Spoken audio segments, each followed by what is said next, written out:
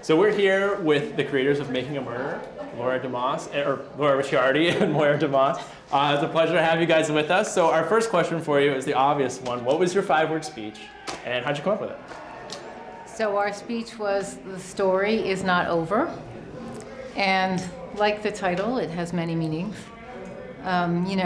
People are now engaged in the fact that the criminal justice system needs a lot of work.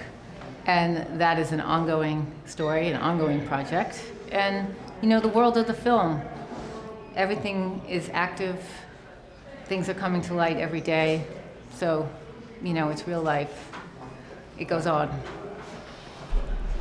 You started filming Making a Murderer before Netflix was a streaming service. You guys mentioned on the carpet that you were ordering DVDs from Netflix.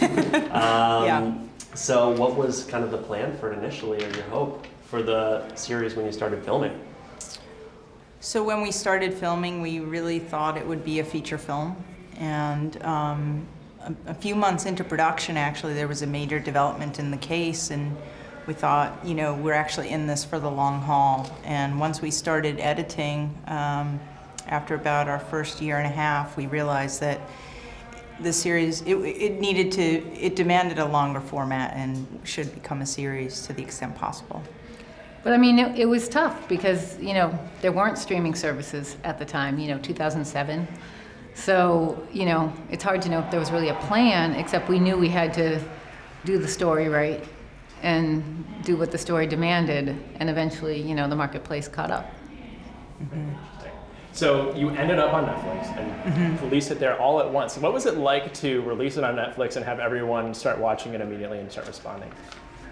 Surreal. I bet. I'd had no prior experience with anything like that, and we hoped that people would tune in, that they would watch it in its entirety, and that they would find it engaging. And the response has been tremendous, and we've talked about it so much. We really credit Netflix not only with the type of platform it is, but also the timing of the release. It was so brilliant to release it in mid-December, just before the holidays, when other shows were on hiatus. It really gave Making a Murderer a chance, and it worked out well. Yeah. Fantastic. What do you, if you have any insight, attribute the rise in true crime television and podcasts to? Is that something that's associated with streaming and binge worthiness? Because we've had 48 hours and things like that for years. Well, I think true crime does lend itself to long-form storytelling, which traditionally has been in print more often than in audiovisual material or in audio material. So I think it's an exciting time. More of these stories can get to people. And the internet as part of the equation, audiences can find the content they're interested in. So it gives projects a chance.